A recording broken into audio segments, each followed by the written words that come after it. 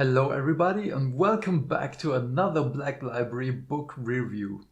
In this video I want to talk about Realm Lords, a Lumineth Realm Lords novel about a young Alarith supplicant and his two masters. But before we begin, I recommend that you buy and read this book for yourself, because only this way we can support Games Workshop, their authors and the Black Library, and you can enjoy the unabridged story for yourself. Now, I won't waste any more of your time. Let's begin. Welcome back, my friend. I have a wonderful story for you. Please grab yourself a drink. I will be right with you. So let me tell you about the Realm Lords. A friend of mine, Dale Lucas, accompanied the trials of a young Alarith supplicant named Farindir and his two masters, Sereth and Desriel. At first, he wanted to record the rituals of the Alarith and how they become a fully fledged Stoneguard.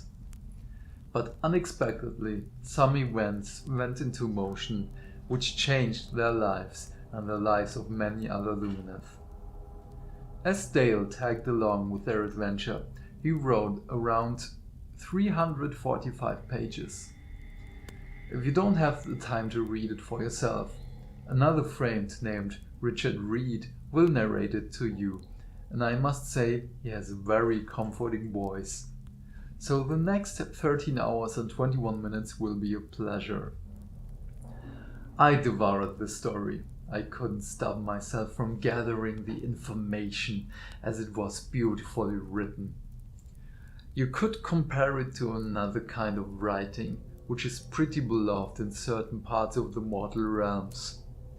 I believe the author's name was something akin to talking or something like that. I don't know. Not important. His stories were also masterfully written, and you can compare his work with Dale Lucas's work. Dale takes some time to paint you a word picture of characters, landscapes and events, but not in the amount of detail as his colleague. The whole text is playfully comparable to ballads itself. The Lumineth talk about it, live it, or it is hidden in some aspects. Just look at Farindir's masters. Sereth is emotionally distant, a hard teacher.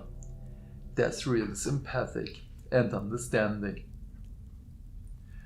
The Lumineth are taught that emotions are the way which, uncontrolled, will lead to another Okaridara, the Spirefall, an event which destroyed a great part of their culture and led from the Age of Myth to the dreaded Age of Chaos.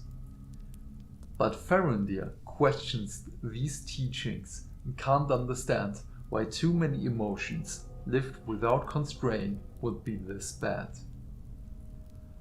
The balance is even seen in their twin gods and the realm itself. And the balance is very beautiful in Dale's work, but that you will have to see for yourself. Dale discovered that the realm itself is alive, and everything has some kind of awareness of its surroundings.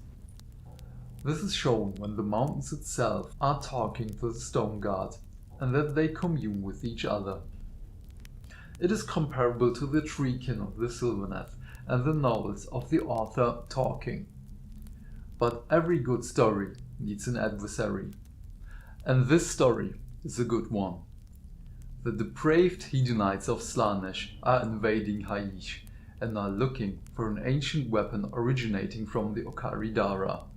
A weapon which is under the protection of, you guessed it, our friends, the Alarith. It gives us an insight of the inner workings of Slaaneshi cults and their workings between each other, as well as an unseen type of general, a four-armed mortal sorcerer, imitating the greater demons of the Dark Prince. But I don't want to spoil any more for you. Just one thing. Our three heroes will get some company in their adventure, and it is a delight. You will learn more about the four great nations of the Tachlian hemisphere of Hysh and how they wage war. Would I recommend the novel? Without a doubt. If you want to learn more about the Lumineth or the Hedonites of Slaanesh, yes. If you want to enjoy a well-written story with a cast of different characters, even though they fight for the same thing, yes. It's a story that is predictable to a certain degree. However, the style of writing used by Dale keeps it captivating and you want more. Up until the end, I questioned myself on how the story would end, and there are a few options on how it could have concluded. Even then, while I read the story, I knew some things must happen, and if you know a little bit of the Lumineth background, especially the Alarith, you know exactly what this means. In the end, it left me deeply satisfied and a bit empty, as I realized that it will take a while until Dale writes another story. But there are still many more novels to read and to talk about. For this one again, buy and read it for yourself. If you are unsure, you can read an extract for yourself. I will leave you the way to it on a note under my desk. Sadly, as of right now, there is only this story about our Lumineth friends, but more will surely follow. If you're interested, on your way out, I can tell you more about them with every information we have on them right now. Just follow the path on your way out. I hope this will help you in your decision what to do in these troubled times. I'm keen to know what you think about the novel. Just leave me a note under my table and I will read it as soon as I can. I hope you will lend your ear to my stories again. I have many more for you to quench your thirst for knowledge. You just have to listen for the bell, and you will know that I'm here again, waiting for you. Have a good night, friend, and please, stay fantastic.